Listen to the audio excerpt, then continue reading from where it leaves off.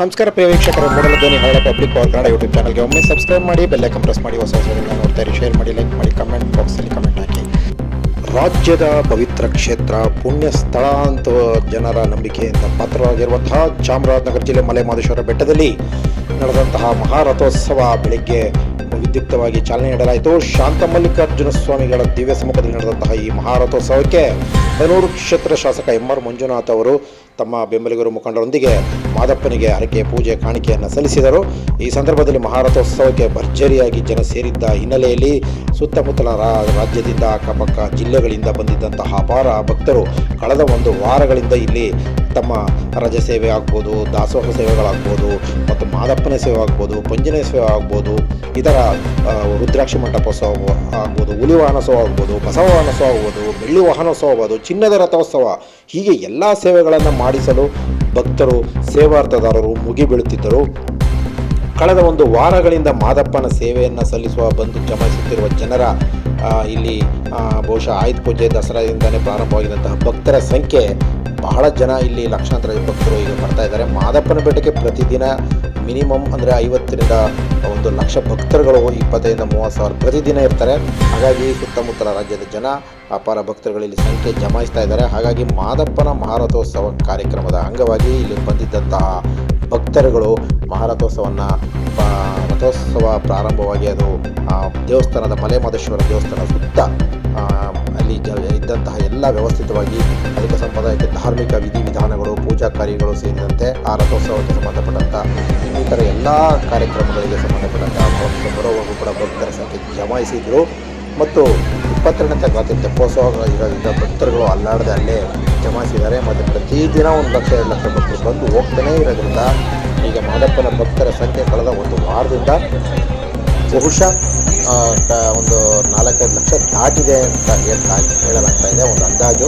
ಹಾಗಾಗಿ ಭಕ್ತರ ಸಂಖ್ಯೆ ಲಕ್ಷಾಂತರ ಭಕ್ತರು ಇಲ್ಲಿಗೆ ಜಮಾಯಿಸ್ತಾ ಇದ್ದಾರೆ. ಪ್ರತಿದಿನ ಸಾವಿರಾರು ಭಕ್ತರು ಬರ್ತಾ ಇದ್ದಾರೆ, ಲಕ್ಷಾಂತರ ಜನ ಈಗಾಗಲೇ ಈ ಜಾತ್ರೆಯನ್ನು, ದೀಪಾವಳಿ ಜಾತ್ರೆಯನ್ನು, ಮಾದಪ್ಪನ ಸೇವೆಯನ್ನು ಮಾಡಿ, ಮಾದಪ್ಪನ ದರ್ಶನವನ್ನು ಮಾಡಿ ಪುನೀತರಾಗಿದ್ದಾರೆ. ಮತ್ತು ಮಾದಪ್ಪನ ಬೆಟ್ಟ ದಿನ ದಿನ ಮಾದಪ್ಪ ದೊಡ್ಡ ಲಕ್ಷಾಧಿಪತಿ ದಿನದಲ್ಲಿ ಎರಡನೇ ಮಾತಿಲ್ಲ, ಕೋಟ್ಯಾಧಿಪತಿ ಮಾದಪ್ಪ. ಭಕ್ತರ ಸಂಖ್ಯೆ ಲಕ್ಷಗಟ್ಟಲೆ ಅದು ಬರ್ತಾ ಇದೆ. ಪ್ರತಿ ವರ್ಷ ಈಗ ಸಂಖ್ಯೆ ಅದು 25-30 ಲಕ್ಷ, 40 ಲಕ್ಷ, 50 ಲಕ್ಷವರೆಗೂ ಭಕ್ತರು ಬರ್ತಾ ಇದ್ದಾರೆ. ಯಾವಾಗಲೂ ಉಂಡಿಗಳಿಕೆ ಏನಿದ್ರೆ 2 ಕೋಟಿ ದಾಟ್ತದೆ ಪ್ರತಿ ಜಾತ್ರೆಗಳಲ್ಲೂ, ಪ್ರತಿ ತಿಂಗಳಿಗೂ ಆ ಒಂದು ನಿರೀಕ್ಷೆಗಳನ್ನು ದೇವಸ್ಥಾನ ಸಿಬ್ಬಂದಿ ಆಡಳಿತ ಹೇಳಲಾಗ್ತಾ ಇದೆ ಅಲ್ಲಿ.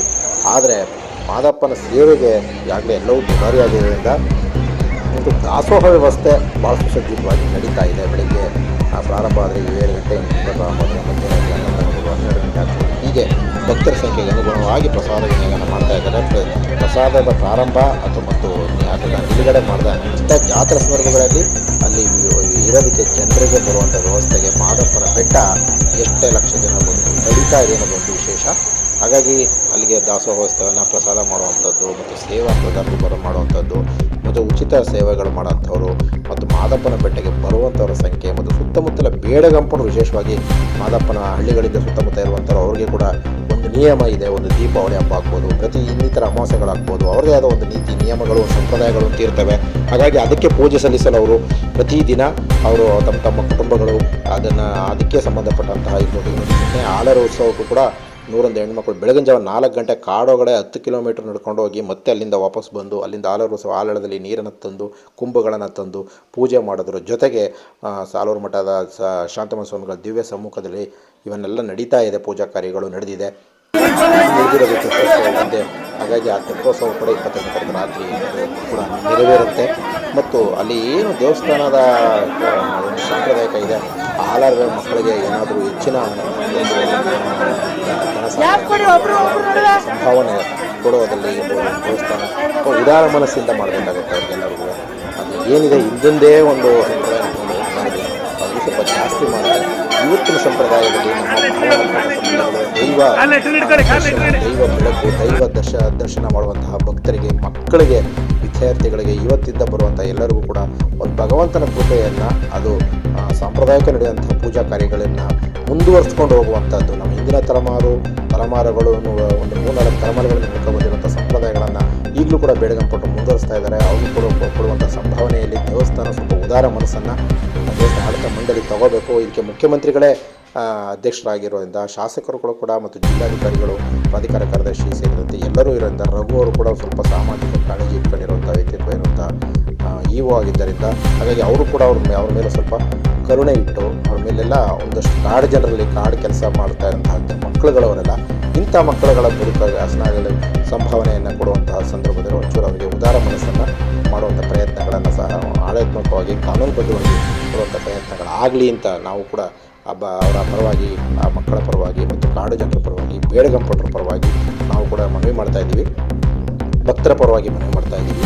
ಮತ್ತು ವಿಶೇಷವಾಗಿ ಇಲ್ಲಿ ನಡೆಯುವಂಥ ಕಲಾ ತಂಡಗಳು ಬಂದಿರ್ಬೋದು, ಮತ್ತು ವಿಶೇಷ ಕಾರ್ಯಕ್ರಮಗಳಾಗ್ಬೋದು, ಧಾರ್ಮಿಕ ಕಾರ್ಯಕ್ರಮಗಳಾಗ್ಬೋದು, ಪೂಜಾ ಕಾರ್ಯಗಳಾಗ್ಬೋದು, ಎಲ್ಲವೂ ಕೂಡ ಸಾಂಪ್ರದಾಯಿಕ ನಡೀತಾನೆ ಇರುತ್ತೆ. ದೀಪಾವಳಿ ಜಾತ್ರೆಗಳಾಗ್ಬೋದು, ಯಾವುದೇ ಜಾತ್ರೆಗಳು ವರ್ಷದಲ್ಲಿ 5-6 ಜಾತ್ರೆಗಳು ನಡೀತದೆ. ಪ್ರತಿ ತಿಂಗಳು ಹೆಣ್ಣುಮಜ್ಜನ ಸೇವೆ, ಅಮಾವಾಸ್ಯೆ ಜಾತ್ರೆ ಇರುತ್ತೆ 2 ದಿನ, ಶನಿವಾರ ಭಾನುವಾರ ವೀಕೆಂಡಲ್ಲಿ, ಶುಕ್ರವಾರ ಶನಿವಾರ ಭಾನುವಾರ ಸೋಮವಾರ 4 ದಿನಗಳು ಕೂಡ ಮಾದಪ್ಪನ ಬೆಟ್ಟ ತುಂಬಿ ಹರಿತದೆ.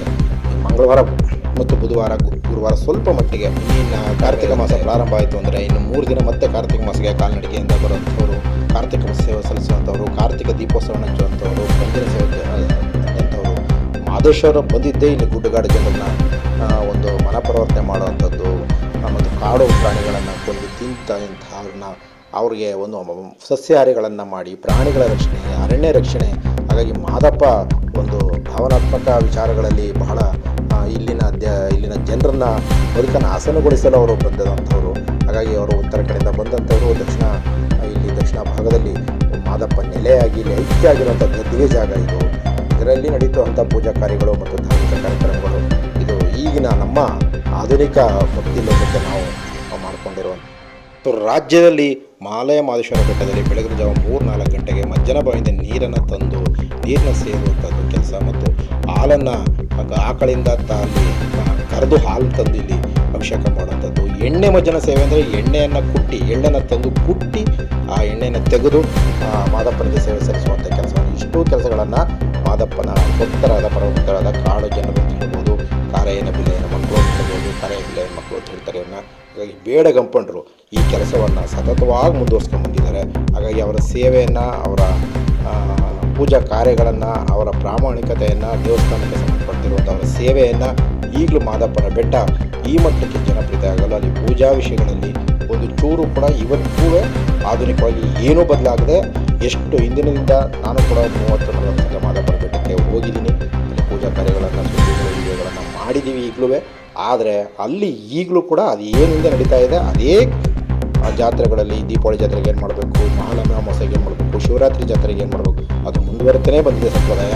ಹಾಗಾಗಿ ಮಾದಪ್ಪನ ಬೆಟ್ಟಕ್ಕೆ ಒಂದು ದೊಡ್ಡ ಇತಿಹಾಸ ಇದೆ, ಒಂದು ದೊಡ್ಡ ಸಂಪ್ರದಾಯವಿದೆ, ದೊಡ್ಡ ಭಾವನಾತ್ಮಕ ಸಂಬಂಧಗಳಿದೆ, ಭಕ್ತರ ನಂಬಿಕೆಗಳಿದೆ. ಅದು ಮುಂದುವರ್ಕೊಂಡು ಬಂದಿರೋದ್ರಿಂದ ಇವತ್ತಿಗೂ ಮಾಲಯ ಮಾದೇಶ್ವರ ಬೆಟ್ಟ ಕೋಟ್ಯಾಧಿಪತಿಯಾಗಿದ್ದಾರೆ ಮಾದಪ್ಪ ಮತ್ತು ಲಕ್ಷಗಟ್ಟಲೆ ಜನರನ್ನು ಆಕರ್ಷಣೆ ಮಾಡ್ತಾ ಇದ್ದಾರೆ. ಎಷ್ಟೇ ಲಕ್ಷ ಜನ ಭಕ್ತರು ಬಂದರೂ ಕೂಡ ತಡೆದು ಅದನ್ನು ಎಲ್ಲವನ್ನು ಮೀರುವಂಥ ಪ್ರಯತ್ನ ನಡೆದಿದೆ. ಈಗಾಗಲೇ ಕಾಲ್ನಡಿಗೆ ಬರೋರ್ಗೂ ಸ್ವಲ್ಪ ಎಚ್ಚರ ಆಗಿರಬೇಕು. ಯಾಕೆ ಅಂತಂದರೆ ಈಗಾಗಲೇ ಚಿರತೆಗಳ ಸಂಖ್ಯೆ ಜಾಸ್ತಿ ಆಗಿದೆ, ಹುಲಿಗಳ ಸಂಖ್ಯೆ ಜಾಸ್ತಿ ಆಗಿದೆ, ಆನೆಗಳ ಸಂಖ್ಯೆ ಜಾಸ್ತಿ ಇದೆ, ಕರಡಿಗಳ ಅಂತೂ ನೇರವಾಗಿ ಅಟ್ಯಾಕ್ ಮಾಡ್ತವೆ. ಹಾಗಾಗಿ ನೀವು ರಾತ್ರಿ ಹೊತ್ತು ಸಂಚಾರ ಮಾಡೋದು, ಬರಗಾಲಲ್ಲಿ ನಡೆಯೋಕ್ಕೆ ಹೋಗುವಂಥ ಪ್ರಯತ್ನಗಳು, 150 ಕಿಲೋಮೀಟ್ರ್ 200 ಕಿಲೋಮೀಟ್ರ್ ಏನಿವೆ ಅಂತ ಬೇಡ ಅಂತ ಅನಿಸುತ್ತೆ. ಹಗಲಲ್ಲಿ ಅಟ್ಲೀಸ್ಟ್ ಬೇಗ ಬಂದು ತಾಳ್ಬೆಟ್ಟದಲ್ಲ ಅಂತ ಬಸ್ಸಲ್ಲಿ ಬಂದು ತಾಳ್ಬೆಟ್ಟದಿಂದ ಒಂದು 15-20 ಕಿಲೋಮೀಟ್ರ್ ನೋಡಿದ್ರು ಪರವಾಗಿಲ್ಲ. 150 ಕಿಲೋಮೀಟ್ರು ನಂಜನಗೂಡಿಂದನೋ, KR ನಗರದಿಂದನೋ, ಬೆಂಗಳೂರಿಂದನೋ, ಕೋಲಾರದಿಂದನೋ, ತುಮಕೂರಿಂದನೋ ಅಥವಾ ಕನಕಪುರದಿಂದನೋ ಅಷ್ಟು ದೂರದಿಂದ ಬಂದು ಕಾಲ್ನಡಿಗೆಯಲ್ಲಿ ಬಂದರೆ ಎಷ್ಟೋ ಜನಕ್ಕೆ ಈಗಳಲ್ಲಿ ನರಗಳ ಪ್ರಾಬ್ಲಮ್ ಇದೆ. ಇವೆಲ್ಲ ಎಚ್ಚರ ವಹಿಸಿ ಮಾದಪ್ಪನ ಸೇವೆಯನ್ನು ಮಾಡಿ ಅಂತ ಹೇಳಿ ನಿಮಗೆಲ್ಲ ಒಳ್ಳೆಯದಾಗಲಿ, ಮಲೆಮಹೇಶ್ವರ ಒಳ್ಳೇದು ಮಾಡಲಿ. ಮಹಾರಥೋತ್ಸವನ ನೋಡಿ ಮೈ ತುಂಬಿಕೊಳ್ಳಿ ಮತ್ತು ಮನಸ್ಸಿಂದ ನಿಮ್ಮ ಕೂತ ಜಾಗದಲ್ಲಿ ಅಟ್ಲೀಸ್ಟ್ ಮಹಾರಥೋತ್ಸವಕ್ಕೆ ಭಾಗವಹಿಸಿದ್ದವರು ಈ ದರ್ಶನವನ್ನು ಮಾಡಿ ಪುನೀತರಾಗಿ. ನಮಸ್ಕಾರ, ನಿಮಗೆಲ್ಲರೂ ಒಳ್ಳೆಯದಾಗಲಿ. ಮೂಡಲ ಧ್ವನಿ ಹವಳ ಪಬ್ಲಿಕ್ ಕನ್ನಡ ಯೂಟ್ಯೂಬ್ ಚಾನಲ್ಗೆ ಒಮ್ಮೆ ಸಬ್ಸ್ಕ್ರೈಬ್ ಮಾಡಿ, ಬೆಲ್ಲೈಕನ್ ಪ್ರೆಸ್ ಮಾಡಿ ಹೊಸ ವಿಡಿಯೋಗಳನ್ನು ನೋಡ್ತಾ ಇರಿ. ನಮಸ್ಕಾರ.